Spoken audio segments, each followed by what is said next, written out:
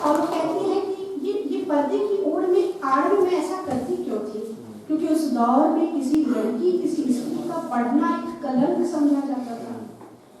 मैं आपको बताती हूँ, सुप्रिया जानती है, अभी हाल ही में हमारी एक शिक्षिका का निधन हो गया, हमें पढ़ाया था उन्होंने, मीता राय चौधरी मैडम।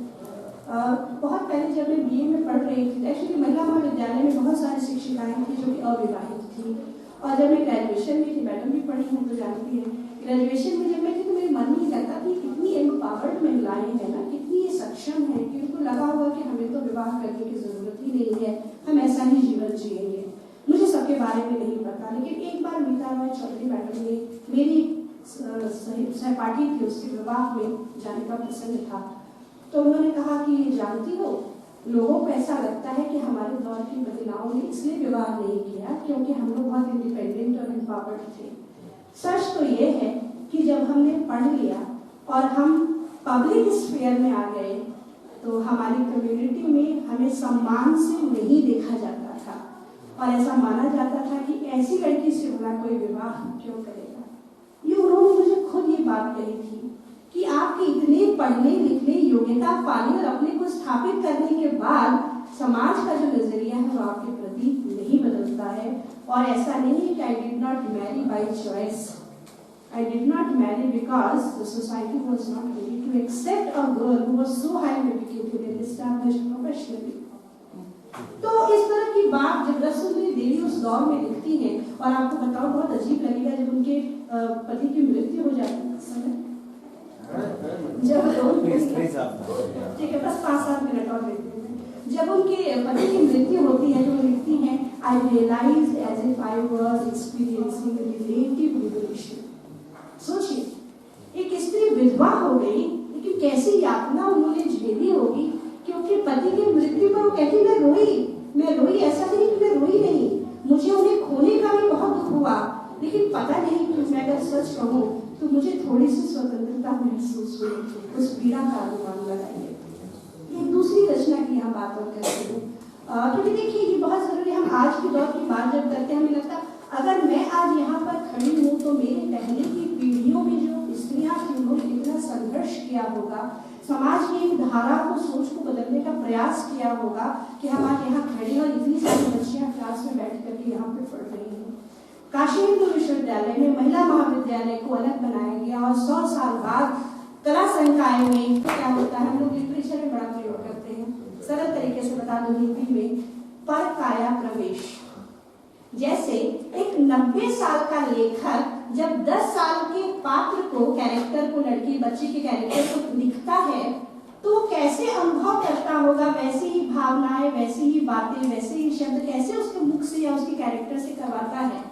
तो अपनी इमेजिनेशन में वो क्या करता है, उस 10 साल के बच्चे की काया के अंदर वो प्रवेश कर जाता है। You become one.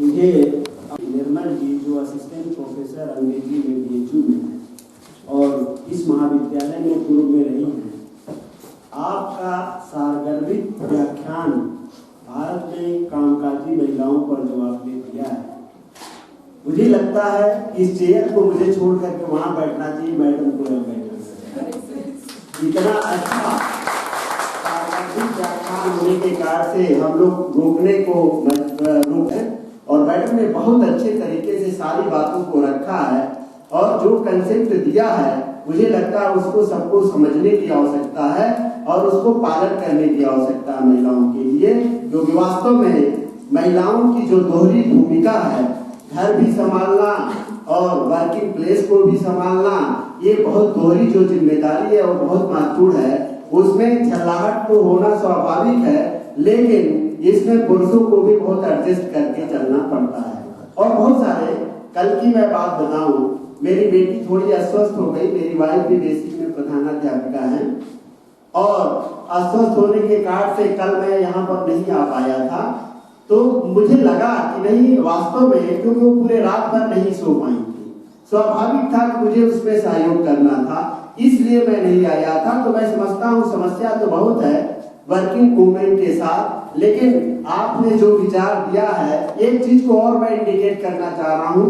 आपने इतिहास के माध्यम से सुपोनका का जो उदाहरण दिया है वो थोड़ा सा उचित नहीं था, क्योंकि इतिहास में सुपोनका का वर्णन नहीं होता, साहित्य में वर्णन होता है। तो इतिहास की धारा थोड़ा अलग है, क्योंकि मैं इतिहास का विद्यार्थी हूँ, इसलिए उन सब चीजों को इतिहास से जोड़ करके ना देखा जाए तो बेहतर होगा। Thank you very much.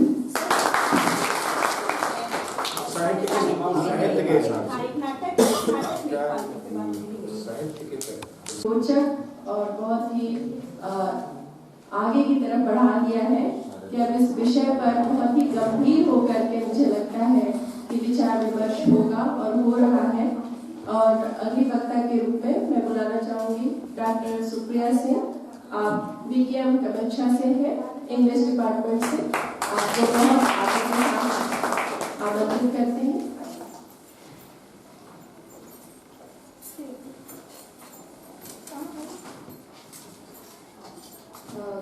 सर्वप्रथम मंच पर आसीन सभी विद्वज्जनों को मेरा प्रणाम और इस सभागार में उपस्थित सभी श्रेष्ठ जनों को और मेरा नमन और विद्यार्थियों को ढेर सारा प्यार। इसके साथ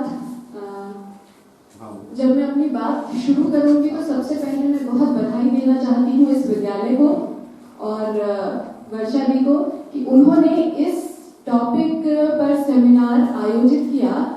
इसके पहले ज्यादातर हमने देखा है कि फेमिनिज्म या उससे रिलेटेड इश्यूज पे बात होती है, पर यहाँ पर जब कामकाजी महिलाओं की बात हो रही है तो कहीं ना कहीं कंटेम्पररी टाइम में, समकालीन समाज में जो सबसे ज्यादा प्रॉब्लम फेस कर रही हैं महिलाएं या महिलाओं की जो स्थिति है वो कहीं ना कहीं जब हम लोकेट करने का एक प्रयास करते हैं तो अपने आप ही हम उनके कामकाजी होने से ज्यादा खुद को रिलेट करने लगते हैं।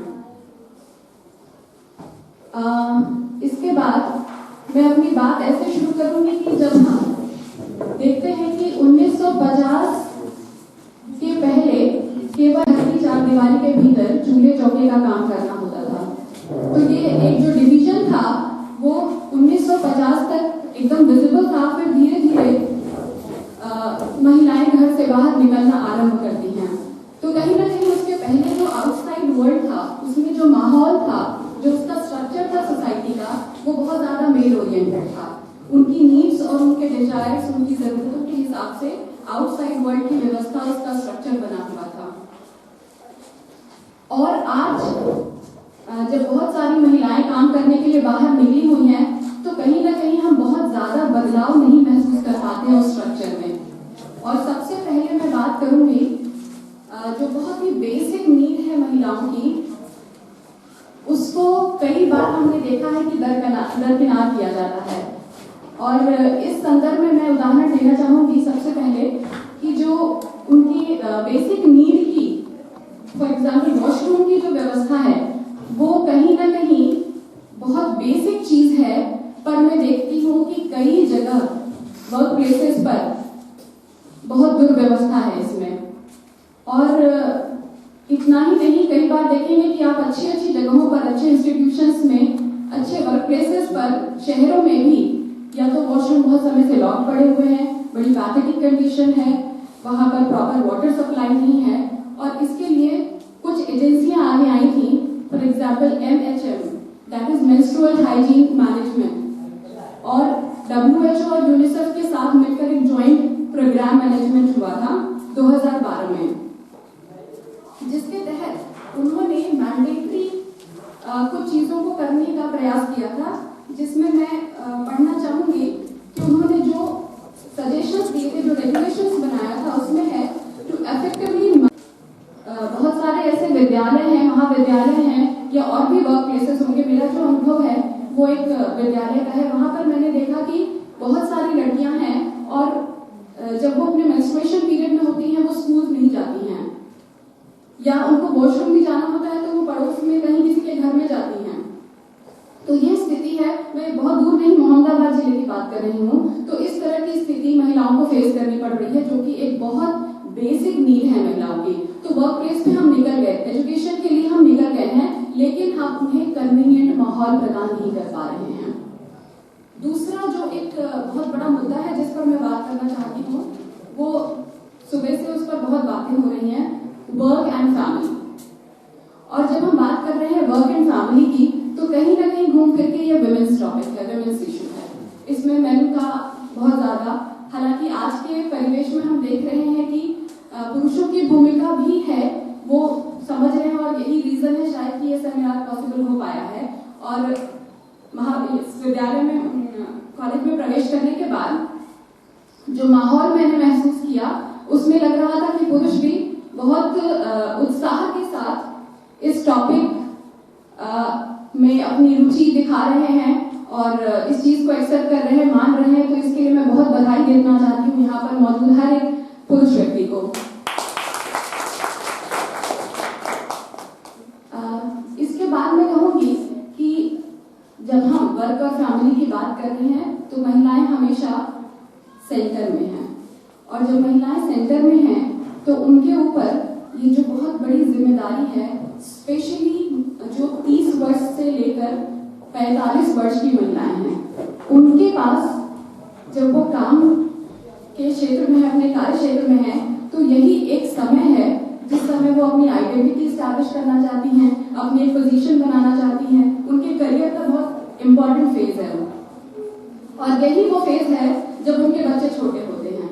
तो दोनों तरफ, मतलब जो एक बहुत पीक पर करियर जब आपका है, उसी समय आपको घर पर भी बहुत इंपॉर्टेंट टाइम देना है, क्वालिटी टाइम जिसके लिए सर बात कर रहे थे। तो वो दोनों जगह आपको होना है और पूरी तरह से होना है। इसके लिए आपको बहुत मेहनत करनी है। पर कहाँ चूक हो जा रही है, जब हम घर पे जाते हैं तो हम बच्चे को क्वालिटी टाइम नहीं दे पा रहे हैं, और जब हम घर से बाहर निकल रहे हैं तो भी कहीं ना कहीं हमें अपने बच्चों को किसके पास छोड़ना है। आजकल न्यूक्लियर फैमिलीज हैं, अगर दादा दादी हैं घर में तो बहुत अच्छी बात है, पर अगर वो नहीं है तो हम कहीं नेबरहुड का सहारा लेंगे, नेबर्स का सहारा लेंगे, कहीं शायद किसी डिस्टेंट रिलेटिव्स को खोजेंगे, कहीं शायद मेड या नानीज को खोजेंगे। और उस समय क्या होता है कि हमारे बच्चे एक साइकोलॉजिकल ट्रॉमा फील करते हैं, और उनकी जो परवरिश है वो बहुत बेहतरी वाली परवरिश नहीं हो पाती है, और इसका बहुत बड़ा प्रभाव समाज पर पड़ता है। क्योंकि यही बच्चे जब बड़े होंगे तो कहीं ना कहीं वैल्यूज का लॉस हम इन बच्चों में पाते हैं, और आज की जो जनरेशन है उसमें जो वैल्यूज का क्षरण या लॉस हो रहा है, उसका एक बड़ा कारण ये है कि हम उन्हें अलग अलग कभी हम खुद ही टॉर्मेंटेड स्टेज में होते हैं। कभी हम सोचते हैं कि ग्रैंड मदर मिल जाए, कभी कोई मिल जाए, कभी कोई मिल जाए। हम ऐसे लोगों को खोजते रहते हैं जो हमारे बच्चों की प्रॉपर परवरिश कर सके, पर उसके बाद भी हमारा एक एंटीना वर्क प्लेस पे और एक एंटीना घर पे होता है। और हम इस प्रॉब्लम को महसूस इस हद तक करते हैं कि हम भी ट्रॉमेटिक स्टेज में होते हैं, और कई बार हमें लगता है कि हम अपने बच्चों के साथ जस्टिस नहीं कर पा रहे हैं। तो इसके निवारण के लिए एक पुस्तक है, उसका नाम है problems and prospects of working women in urban India, re-employment of qualified women who have remained several years away from work for performing the task of rearing young children। पर कहीं ना कहीं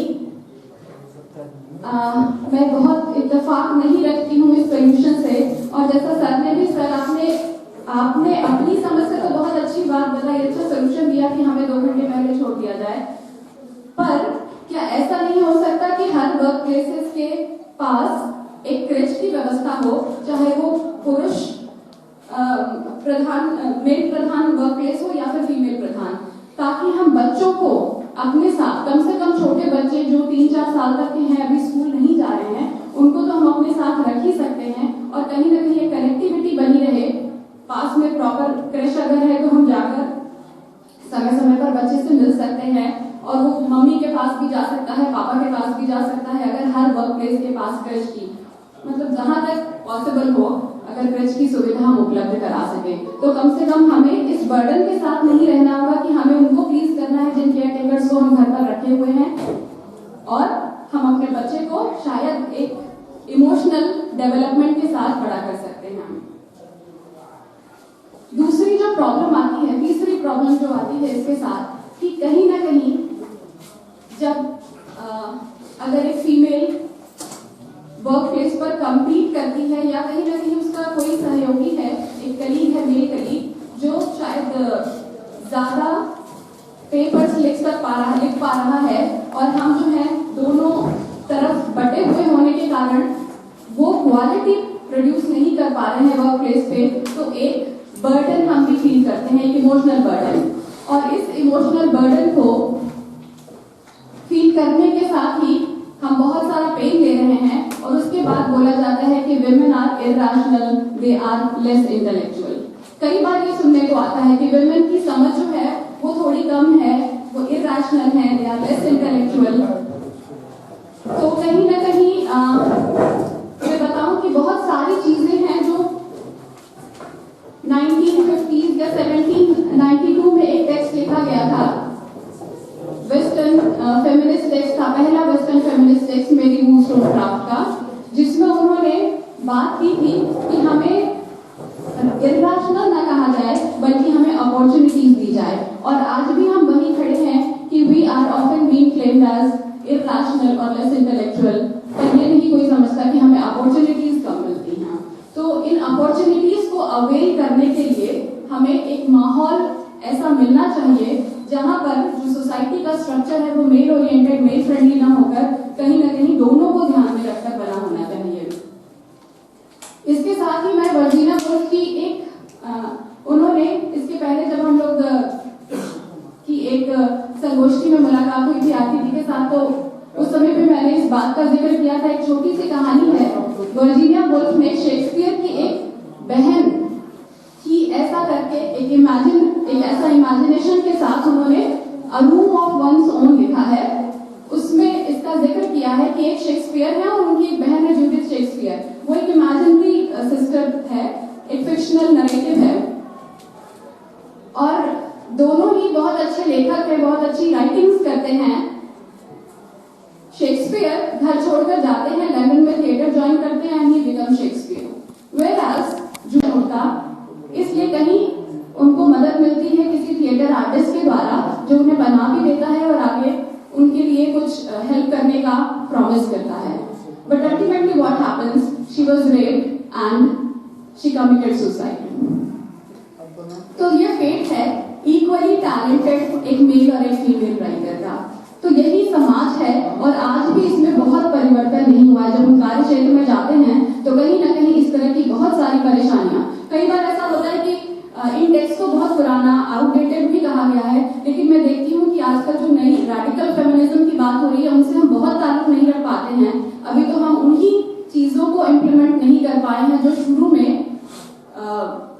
फेमिनिस्ट क्रिटिसिज्म के तहत जो questions raise किए गए थे, जो इश्यूज रेज किए गए थे, हम उनको भी अभी नहीं पा पाए हैं। तो ये एक बहुत बड़ी समस्या है और इसका कारण ये है कि प्रिमिटिव एजेस से हमारा जो बर्डन है या हमारी जो कनेक्टिविटी है फर्टिलिटी के साथ, उसमें हम अपनी चारदीवारी में बंध जाते हैं and men are free to have adventure, to spill over, to exploit the nature, to locate the treasures of nature and कहीं ना कहीं वो पेव कर पाते हैं एक way for the coming generation और उसमें भी for the mail generation.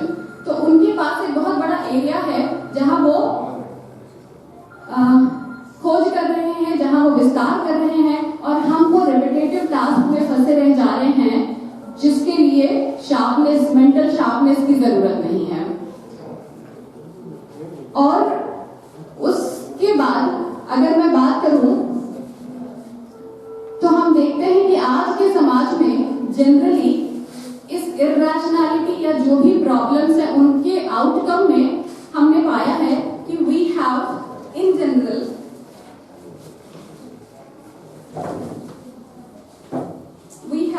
men as professors and women working in Anganwadi or Shiksha Mitra, men as doctors, women as nurses, men as judge, women as lawyers, men as directors and women as employees। तो कहीं ना कहीं ये चीजें हैं जो हमें बार बार इस और ध्यान देने के, वो अपनी डॉटर को लैंडलॉर्ड के बेटे के पास दे देता है, उसका नाम दौलती है। दौलती लैंडलॉर्ड के बेटे के पास जाती है and he again sells her in the prostitute house. prostitute house में she was used, reused, and then ultimately when she was of no use, उसको छोड़ दिया जाता है और वो आकर भागकर कहीं जमीन पर गिर जाती है और एक ऐसी जगह गिरती है जहां 15th अगस्त इंडिपेंडेंस डे के सेलिब्रेशन के लिए स्कूल के ग्राउंड पार्क है, इंटेलेक्ट है, but they are being exploited, and that is on medias or on TV screen.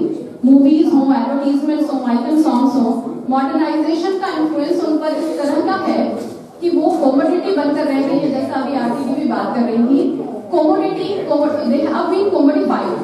ऐसे advertisements में उनको यूज किया गया है, razors का हो, shaving razor या फिर engine oil का हो, and even if they are talking about fair and lovely, it means that a woman should be fair and beautiful in order to achieve career.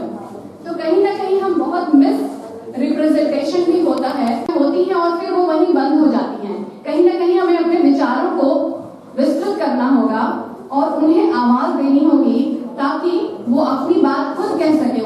उन्हें इतना एम्पावर करना होगा कि वो अपनी बात खुद कह सके और कहीं ना कहीं पुरुष समाज या स्त्री समाज या पूरे समाज को अपने कानों को खुला रखना होगा कि हम उनकी समस्याओं को सुन सकें और उनकी बातों को समझ सकें। धन्यवाद। आपने महिलाओं की समस्याओं को बताया और सबसे बड़ी जो मुख्य बात है, अपने कार्य को सही ढंग से संपादित नहीं कर पाती हैं। माना कि इसके लिए तो महिलाएं जानती है, पुरुष क्या जानेगा, इसलिए हम आपकी समस्याओं से अनभिज्ञ हैं, फिर भी समाज में जो महसूस करते हैं उसके बारे में हम लोग थोड़ा सा बता सकते हैं, लेकिन वास्तव में आप लोग इसके ही वास्तव आ चुके हैं, जिनका स्वागत हमारे इस सत्र के को चेयरपर्सन डॉक्टर भाग्येश्वर सर करा चुके हैं। बहुत बहुत धन्यवाद सर, आप लोग जिस तरह से चेयर कर रहे हैं इस सेशन को, उसके लिए हम आपके रेडी हैं।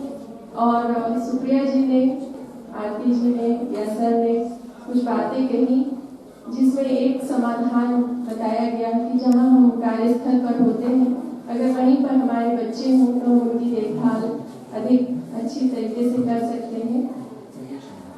सही है, क्रेच की व्यवस्था हो जाए, बच्चे साथ में रहें तो लगता है कि हम देखभाल अच्छी तरह से कर सकते हैं, वो हमारा संतोष है। लेकिन मैंने जो महसूस किया है, एक बार बच्चे की मनः स्थिति, उसके मनोविज्ञान को अगर हम पढ़ें तो चाहे वो कार्यस्थल पर रहकर हमारे साथ या घर में रहकर हमारे साथ, दोनों भूमिकाओं में वो कैसा महसूस करता है। छोटा बच्चा है तो ठीक है, अभी वो खेल रहा है, प्ले ग्रुप में है, ठीक है, लेकिन जब वो बड़ा होता है तो कार्यस्थल पर अपनी माँ को जिस रूप में देखता है, घर में अपनी माँ को जिस रूप में देखता है, उसके मन का जो द्वंद्व है वो हम नहीं। तो ये भी अभी एक समस्या बनी हुई है। मैं कोशिश कर रही हूँ कि आप लोगों के बीच से इसका कुछ और समाधान भी निकलेगा। और अब मैं DPM कमच्छा से ही आई हुई हिंदी विभाग की प्रवक्ता है डॉक्टर सपना भूषण, आपको आमंत्रित करती हूँ आपके व्याख्यान के लिए। मैडम संक्षेप में ही सही, लेकिन आप ये बात छात्राओं को ढेर सारा प्यार। मैं सबसे पहले प्राचार्य और अपनी प्रिय सखी वर्षा का आभार व्यक्त करती हूँ कि उन्होंने यहाँ पर मुझे अपनी बात रखने का अवसर प्रदान किया। सभी आपका बहुत बहुत धन्यवाद। मैं कोई विशेष तैयारी के साथ नहीं आई हूँ, बस अचानक से कल ही मन में विचार आया कि नहीं जाना चाहिए, अपनी कुछ बात रखनी चाहिए। और ये विषय इतना ज्वलंत है और हमसे इतना जुड़ा हुआ है कि मैं अपने, जैसा कि किरण मैम ने अपनी बात कहा, कामकाजी महिलाओं की जो स्थिति है पुरुष सत्तात्मक इस देश में, वो जो पहले से ही प्राचीन परंपरा से चला आ रहा है, इतना अधिक रूढ़ हो गया है कि पुरुष पूरी तरह से महिलाओं के ऊपर अपना अधिकार जमाते आ रहे हैं। अभी बहुत सारा, वैसे तो समाज में काफी बदलाव आ चुका है। हम अभी अपने ही कॉलेज की यदि बात करें, अपने ही कॉलेज की बात करें, तो नए नए जो अभी शिक्षक आए हैं उनमें हम काफी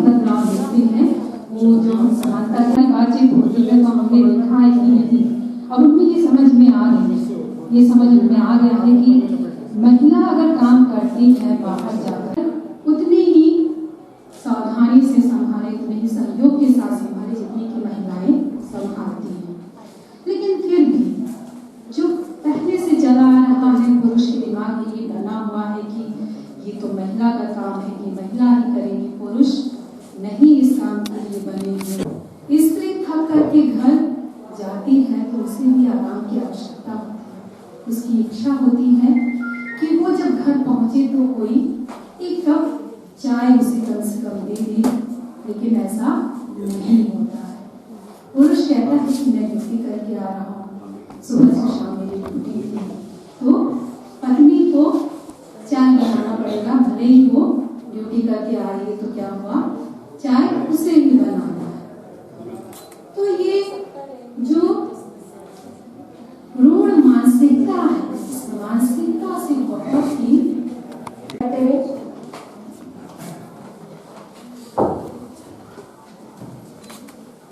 हमारे चौथे सत्र के आप गेस्ट ऑफ ऑनर हैं professor doctor BN Dongre sir.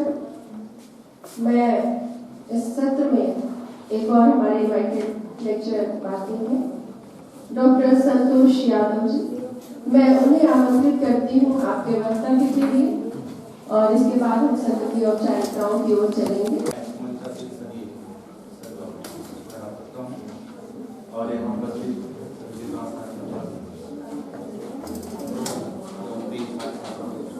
जैसा कि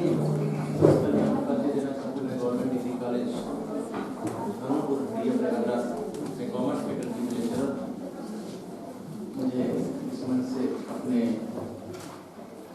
विचार को व्यक्त करने का जो मौका मिला।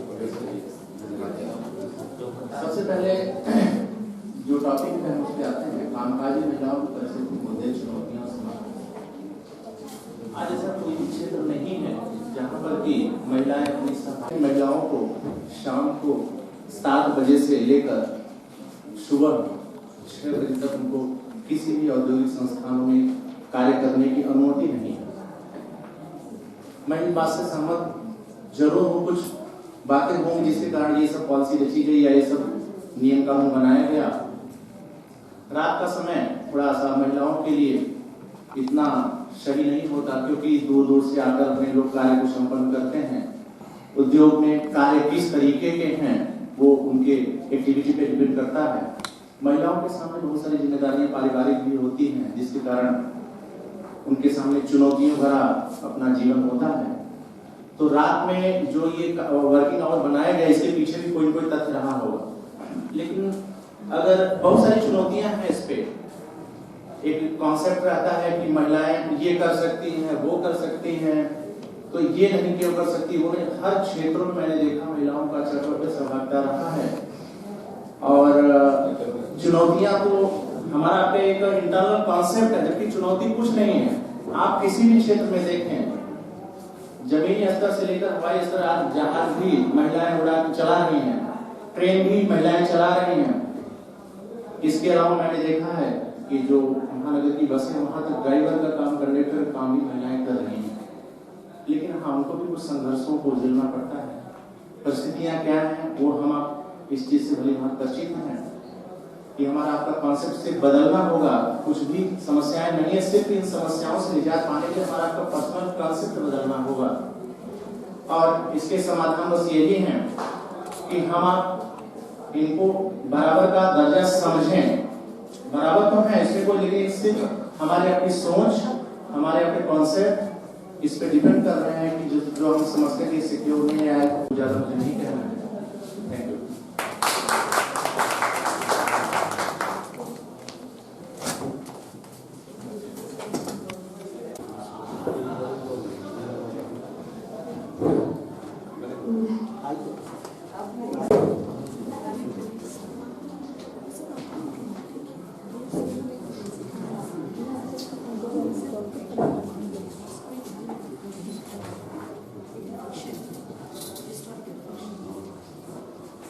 बहुत बहुत धन्यवाद madam.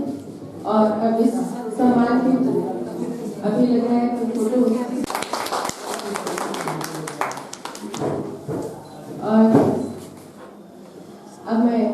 Doctor Supriya Singh madam को बुलाना चाहूंगी।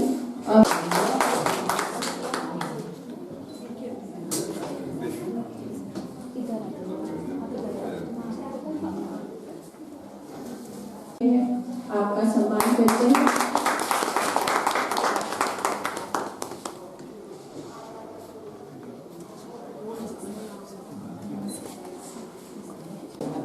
वक्तव्य के लिए साधुवाद देते हुए सम्मानित करें।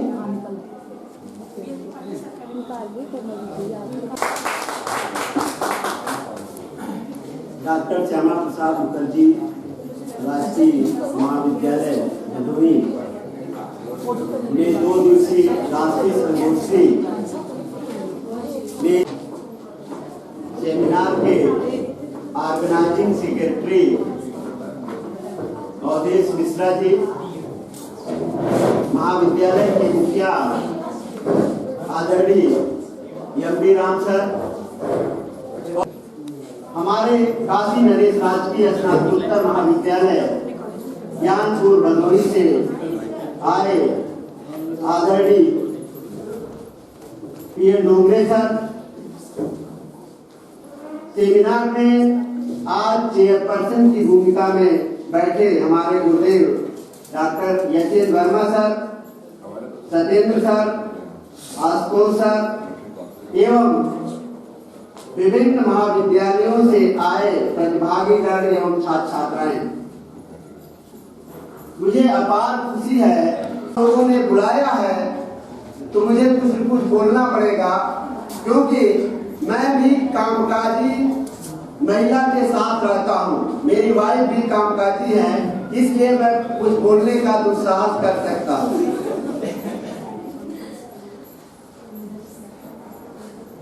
मैंने वर्षा को बताया, वर्षा मेरी बहन है, उसे मैंने बताया था कि मैं कामकाजी महिलाओं के ऐतिहासिक परिदृश्य के बारे में मैं बताना चाहूंगा, वो भी 21वीं सदी के। विशेष ध्यान 21वीं सदी पर रहेगा, लेकिन उसके पहले ऐतिहासिक बैकग्राउंड को, क्योंकि भारत को समझना है।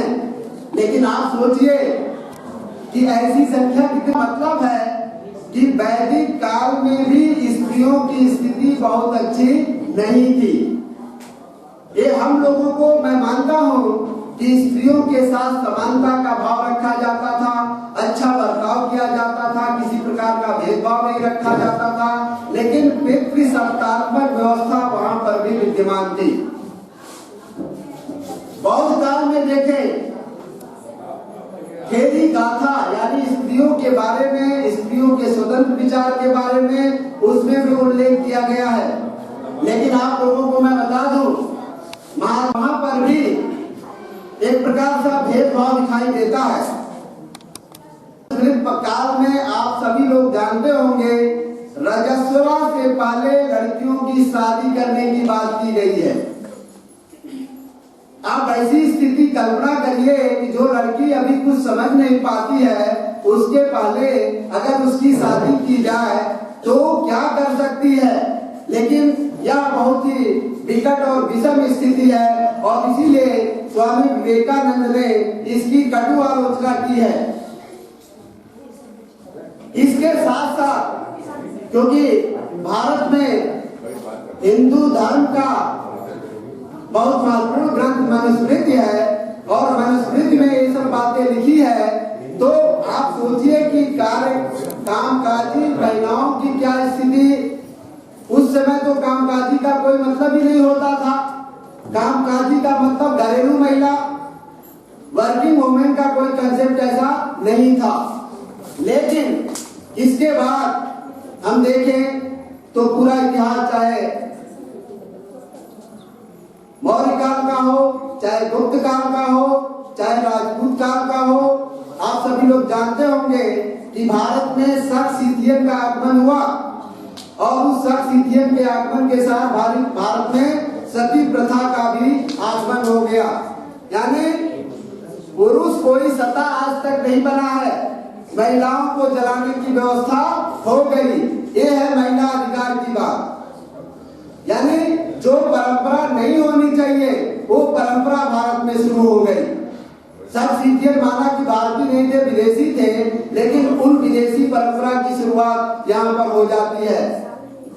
पर्दा प्रथा, बहु विवाह, बाल विवाह, ऐसी तमाम प्रकार की बुराइयां जो है हमारे समाज में व्याप्त हो जाती है। चाहे दिल्ली सल्तनत पीरियड देखा जाए, चाहे मुगल पीरियड देखा जाए, 18वीं शताब्दी में तो हद ये हो गई कि एक ब्राह्मण जो बंगाल का था, उसकी सबसे छोटी पत्नी मुश्किल से 10-12 साल की रही होगी और वह लगभग 100 वर्ष पूरा कर रहा था। ये है व्यवस्था। 18वीं शताब्दी इसीलिए भारतीय इतिहास का अंधकार युग कहा जाता है। और इस समय ये सारी महिलाओं को प्रताड़ित करने की व्यवस्था जबरदस्त थी। चाहे बहु विवाह की प्रथा हो, चाहे बाल विवाह की प्रथा हो, चाहे सती प्रथा हो, है कि नहीं, चाहे शिशु हत्या की बात हो, बालिका वध की प्रथा हो, ऐसी तमाम प्रकार की बुराइयां व्याप्त थी। ऐसी स्थिति में मैं समझता हूँ कि 19वीं सदी है कि कोई स्त्री को जिंदा जलाने का प्रयास किया जाता है। माना कि यह घटनाक्रम बुंदेलखंड के क्षेत्रों में होती है जहां पर एजुकेशन का अभाव है। इसके बाद मैंने, आप सभी लोग जानते हैं, पत्नी एक्सपायर चंद्र विद्यासागर के प्रयासों से वीटो रीमैरिएज एक्ट पास हुआ। तो अंग्रेजों ने यह सब प्राविधान किया और मैं तो सर्वप्रथम आप लोगों को बताना चाह रहा हूँ, इस सेमिनार में ऐसे लोगों को भी निश्चित रूप से बहुत महत्वपूर्ण स्थान देना चाहिए, बताना चाहिए। महात्मा ज्योतिबा फूले को और सावित्रीबाई फूले को। सावित्रीबाई फूले भारत की प्रथम महिला शिक्षिका थी। तो इस शिक्षक के प्रांगण में कम से कम ऐसे लोगों का सम्मान होना चाहिए। सावित्रीबाई फूले के नाम पर पुरस्कार सम्मान दिया जाना चाहिए, क्योंकि स्त्रियों को शिक्षा करने के लिए बाल हत्या प्रतिबंधक गृह की स्थापना की थी। यदि गोपनीय ढंग से वो अपने बच्चे को जन्म दे सकती, यदि किसी ने गलत रास्ते पर ऐसी महिलाओं को उतार दिया है, तो ऐसे महापुरुष के बारे में हम लोगों को सोचना चाहिए। जो तो बहुत सारे प्रयास हुए हैं। चाइल्ड मैरिज की बात आप सभी लोग जानते हैं कि बच्चों की शादी करने की प्रथा भारत में बहुत व्यापक रही है। और यहाँ तक कि हमने महसूस किया है कि हम लोग बचपन में थे, उस समय भी बहुत ज्यादा बाल विवाह हुआ करता था। सर्वप्रथम हमने देखा कि शारदा एक्ट के तहत हरविलास शारदा ने लड़के लड़कियों की उम्र की सीमा निर्धारित करने का प्रयास करवाया और शारदा एक्ट आया। 14 वर्ष और 16 वर्ष उम्र लड़के लड़कियों का निर्धारित किया गया कि 14 वर्ष की लड़की और 16 वर्ष का लड़का। प्राविधान के बावजूद भी 21वीं सदी में भी महिलाएं असुरक्षा महसूस कर रही हैं। आप सभी लोग जानते होंगे, आज रात में महिलाओं का चलना दुर्लभ है, बहुत ही मुश्किल है। रात में महिलाएं स्वतंत्र रूप से नहीं चल सकती, क्योंकि पुरुषवादी वर्चस्व, पुरुषवादी मानसिकता उनको शोषित करने का प्रयास करता रहता है। तो जब तक इन सब व्यवस्थाओं घर में काम करने वाली महिलाओं को स्थान नहीं दे सकते हैं, क्योंकि घर की काम करती है, घर की महिला काम करती है। में नौकरानी के रूप में जो काम करती हुई महिला है, उसका पुरुष शोषण नहीं करता है, उसका महिला ही शोषण करती है, क्योंकि महिला उसको अपना नौकरानी समझती है। जैसे कि अभी भूषण मैडम ने एक बात महत्वपूर्ण बताई कि परिवार में जो महिलाएं रहती है, वास्तव में वो बहुत ही वास्तविक चित्रण किया है कि परिवार में महिलाओं की पीड़ा को कौन समझेगा। ये वास्तव में सबको समझना चाहिए, क्योंकि 21वीं सदी में हम लोग चल रहे हैं। यहाँ तक ये स्थिति है कि हम शोषण कहीं भी हो, चाहे घरेलू नौकरानी का शोषण हो, चाहे परिवार में महिलाओं का शोषण हो, शोषण कहीं नहीं होना चाहिए।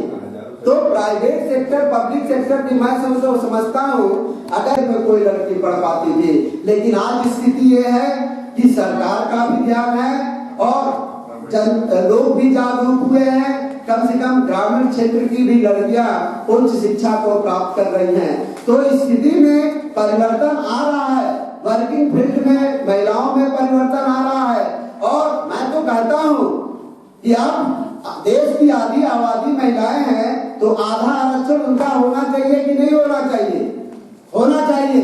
लेकिन क्या आधा आरक्षण हो पाया है? केवल 33% आरक्षण हुआ है नगर पालिका, नगर पंचायतों में चुनाव लड़ने के लिए।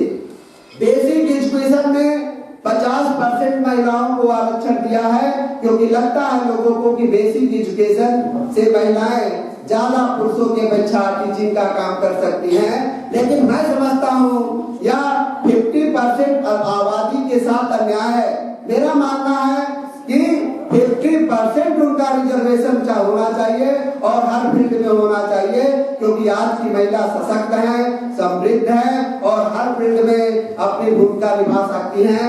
यहाँ तक कि आप सबको पता होगा कि पायलट भी बन रही हैं, सेना एयरफोर्स में जा रही हैं और सैन्य क्षेत्र में भी महिलाएं जा रही हैं, ट्रेन को भी ड्राइविंग कर रही है, मोटर वाहन चला रही हैं।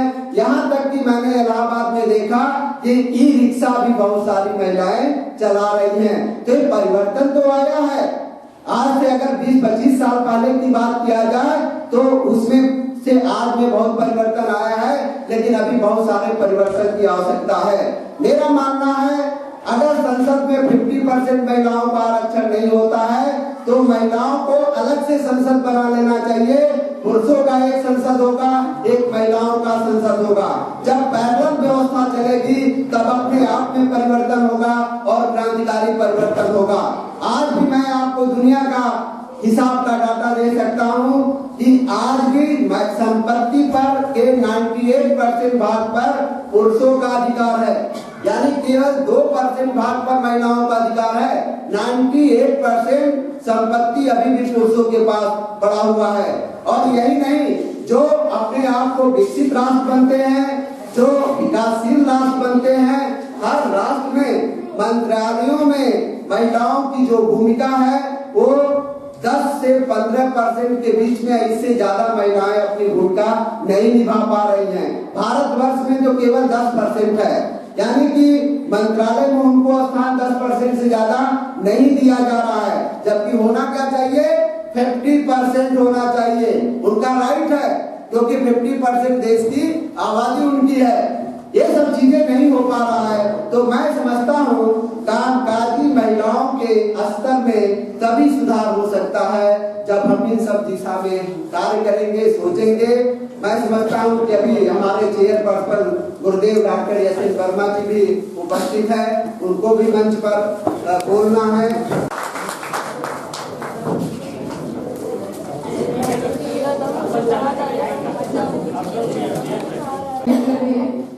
डॉक्टर बालकेश्वर सर जो तीसरे सत्र को चेयर कर रहे थे, एस.एन. वर्मा सर जो कि चतुर्थ सत्र को चेयर कर रहे हैं। तो तृतीय सत्र की अन्य औपचारिकताएं पूर्ण हो चुकी हैं, इनवाइटेड लेक्चर्स हो चुके हैं, प्रेजेंटेशंस हो चुके हैं। तो मैं आपसे अनुरोध करती हूँ कि हमारे चेयर कर रहे हैं डॉक्टर बालकेश्वर सर को महाविद्यालय परिवार की ओर से सम्मानित करें। डॉक्टर बालकेश्वर सर, हम आपको बहुत बहुत आप पुनः यहाँ आते रहें और अपना आशीर्वाद ऐसे ही हमें देते रहें।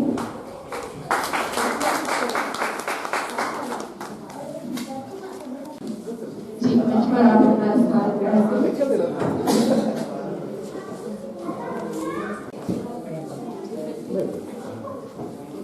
हमारे चतुर्थ सत्र की जो अन्य औपचारिकताएं थी वो हम लोगों ने, चूंकि हमारा सत्र लगातार चल रहा था, तो डॉक्टर किरण शर्मा मैडम बोल के जा चुकी हैं। उनका इन्वाइटेड था चलिए सत्र में डॉक्टर कर रहे हैं, वही बाकी रह गए हैं। तो इसलिए ये चतुर्थ सत्र की जो औपचारिकता है हम उसको आगे बढ़ाते हैं इसी क्रम में, और हम बुलाना चाहेंगे डॉक्टर ए.के. वर्मा सर को। वे आए और अपना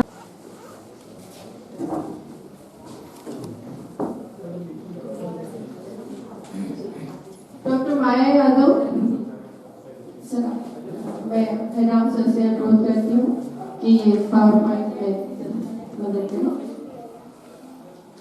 डॉक्टर ए.के. वर्मा सम्मिलित है।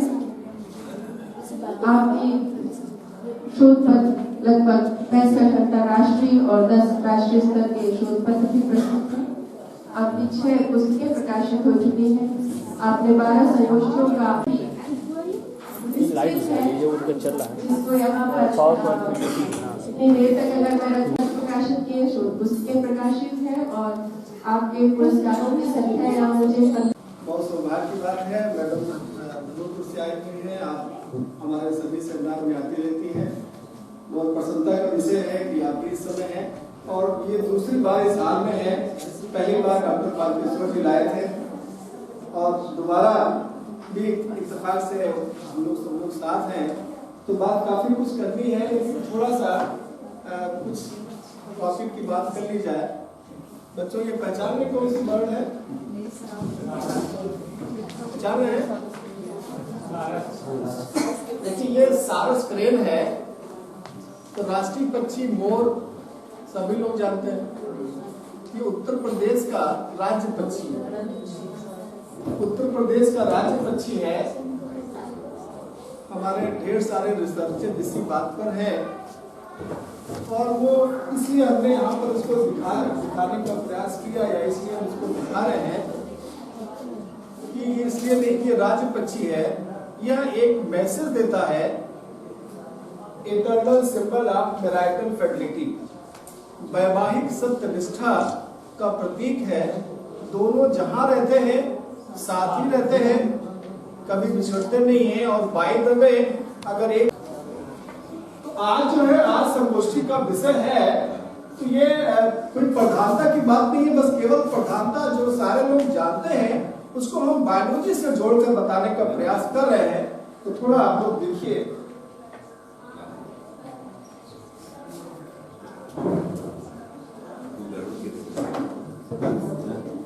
ये 3 नाम आपके सामने लिखे हुए। बच्चों से चाहेंगे कि बच्चे खुद ही ये नाम प्रोनाउंस करें। बोले बच्चों, क्या लिखा पहला नाम? सीताराम। दूसरा बोले? तीसरा क्या लिखा है? तीनों में कोई चीज आपको कॉमन दिखाई दी?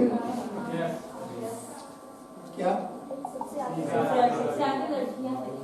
महिलाओं का नाम पहले है।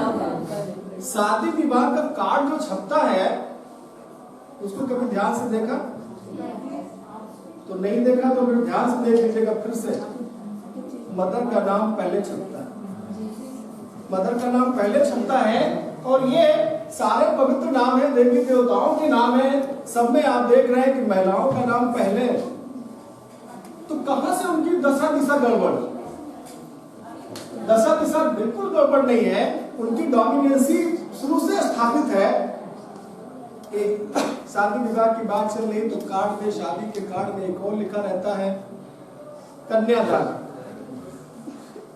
लिखा रहता है कन्यादान। हो सकता है आप सारे लोग हमारी बातों से सहमत ना हो, जरूरी नहीं है, लोकतंत्र है, सभी सबके बातों से सहमत नहीं होता। बट हमको नहीं लगता कि कन्या का दान होता है। हमको लगता है कि बेटे का दान मां करती है, बेटे का दान होता है और कन्या का दान नहीं होता। कन्या आती है और उस घर की जो है वो मालकिन बन जाती है। और बेटा अगला जो सेमिनार होगा वो भारत में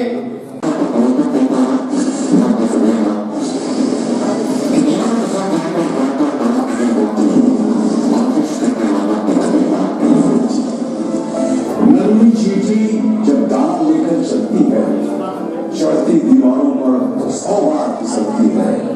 मन का विश्वास रगों में सांस लेता है और सार्थक प्रयास को देखते हैं। आज मुझे अपने बाबूजी की कविता की पंक्तियां याद आई और ये कविता मैं इन दोनों भाइयों को समर्पित करता हूँ। ध्यान से सुनिएगा कि लहरों से डरकर नौका पार नहीं होती, कोशिश करने वालों की कभी हार नहीं। नन्ही चींटी जब दांत लेकर चलती है, चढ़ती दीवारों पर 100 बार फिसलती है। मन का विश्वास रगों में सांस लेता है, चढ़कर गिरना, गिरकर चढ़ना ना करता है। आखिर उसकी मेहनत बेकार नहीं होती, कोशिश करने वालों की कभी हार नहीं।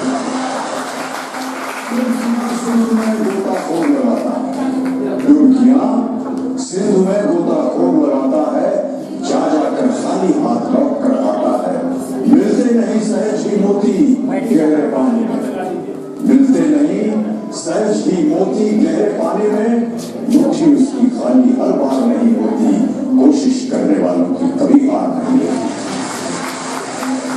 और अंतिम पद है कि असफलता एक चुनौती है, इसे स्वीकार करो। असफलता एक चुनौती है, इसे स्वीकार करो। क्या कमी रह गई देखो और सुधार करो। जब तक न सफल हो नींद चैन को त्यागो तुम, जब तक न सफल हो नींद चैन को त्यागो तुम, संघर्ष करने वालों को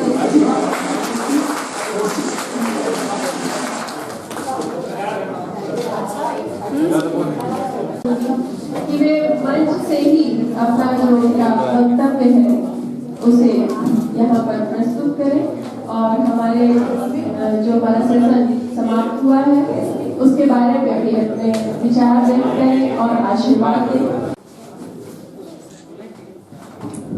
ऐसे मैम कुछ विद्यालय के बारे में बोल दीजिए।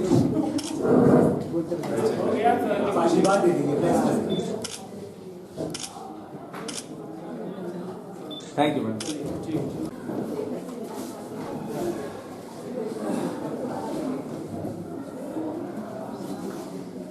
आदरणीय प्राचार्य जी, मंच पर उपस्थित एसपीजी के प्राचार्य सर, डॉक्टर एस पूर्व प्राचार्य गोस्वामी मैडम, राष्ट्रीय महाविद्यालय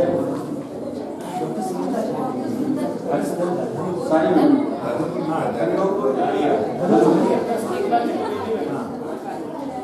माफ करेंगे, डॉक्टर सुनंदा चतुर्वेदी मैडम, राष्ट्रीय महाविद्यालय धर्मपुर, डॉक्टर ए के वर्मा सर, राष्ट्रीय आपके संचालन का दायित्व निभा रही थी, डॉक्टर बालकेश्वर जी, डॉक्टर सुरेंद्र जी, बहुत अधिक दूसरे महाविद्यालयों से प्राध्यापक आए हैं।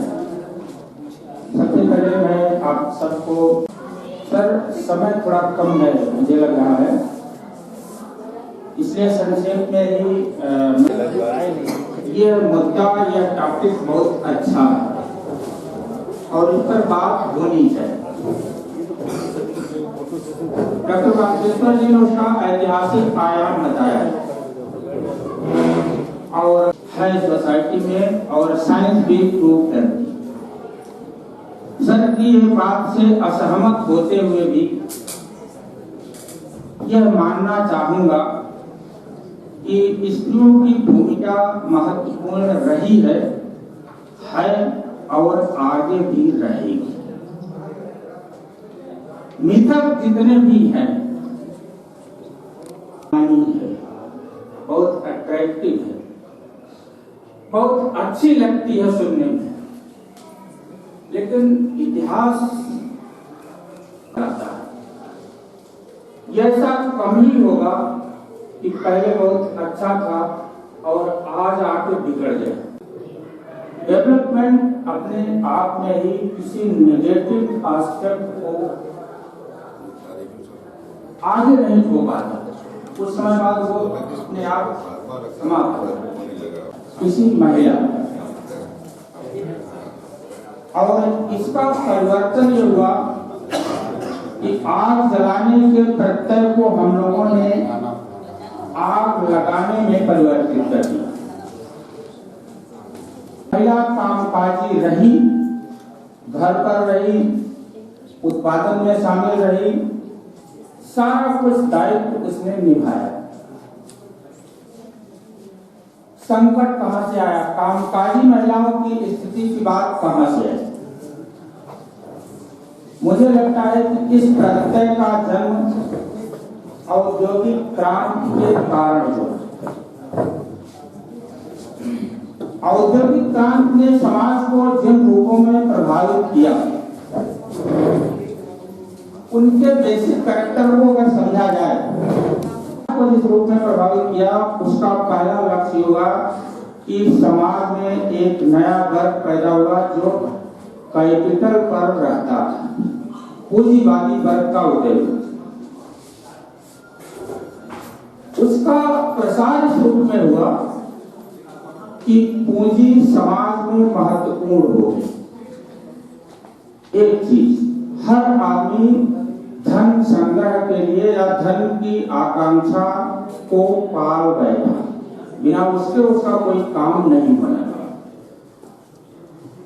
दूसरा, इस संस्कृत ने, इस इंडस्ट्रियल रेवोल्यूशन ने यह किया, उस शहरीकरण की अनिवार्य परिणति थी कि जो हमारे पारंपरिक परिवार थे वो टूटने लगे। तीसरी चीज ये हुई कि एकल परिवार का कॉन्सेप्ट इसी से डेवलप हुआ। अभी बात आई कि हम अगर घर चले आएंगे तो हमारे आगे बढ़कर ये हुई मध्यम वर्ग जब बना तो इसका दोनों हिस्सा कमाने के जो भौतिक पहलू थे, कमाने के भौतिक पहलू शामिल हो गए। पत्नी के दोनों के शामिल होने से यह विसंगत पैदा हुई और कुछ इस तरह की समस्याएं आई। प्रोफेसर जी ने कहा था कि बहुत सारे सेक्टर हैं, सरकारी है, गैर सरकारी है, घरेलू। प्रोफेसर जी कह रहे थे कि अलग एसोसिएशन बन जाए, फीमेल एसोसिएशन भी बने। उन फीमेल एसोसिएशन ने भी बहुत कुछ हासिल किया, यह नहीं कहा जा सकता।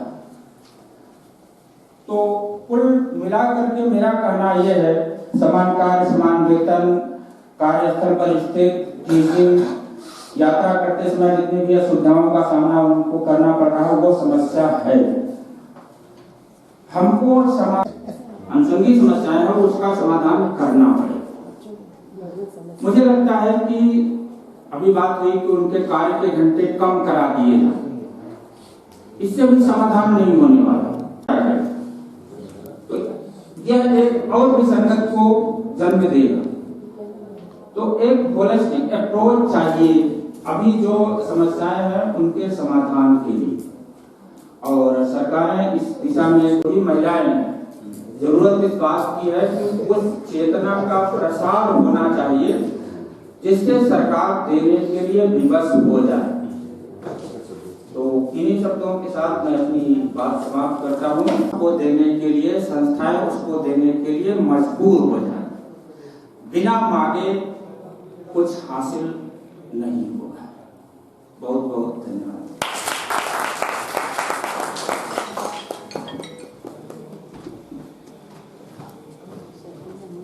और आपके संभाषण के साथ ही हमारे जो तकनीकी सत्र थे वे समाप्त हुए, और अब मैं सत्र की औपचारिकता के लिए प्राचार्य जी से अनुरोध करती हूँ कि हमारे इस चतुर्थ सत्र के को chairperson doctor A K. Verma sir को स्मृति चिन्ह प्रदान कर उनका सम्मान करें। तो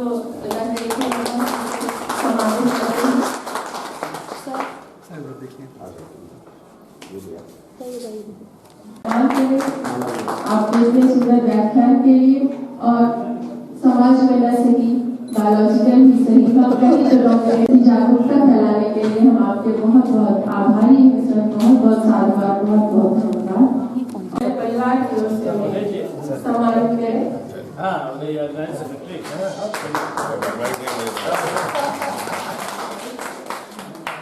आपने इतिहास को सामने रखते हुए आमंत्रित करते हैं लंच के लिए। लंच के तुरंत बाद हमारा वैलेडिक्टरी सेशन होगा, तो जितना जल्दी हो सके हम सभी लंच करके वापस आएंगे।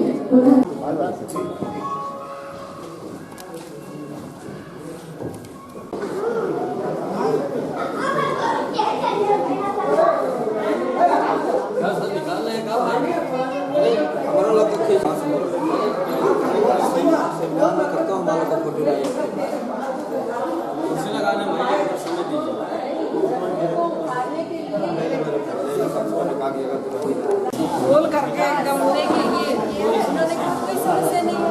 ऐसे लोगों के सामने वो समस्या जब रखी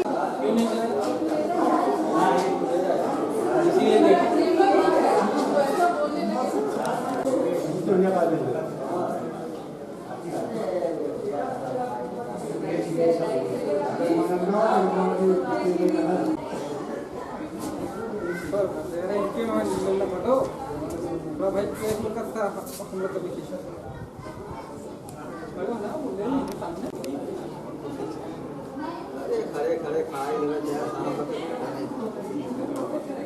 काम के समझ रखे अरे नहीं ठिकाना कुर्सी तो खाली था मेरे पता नहीं किस बात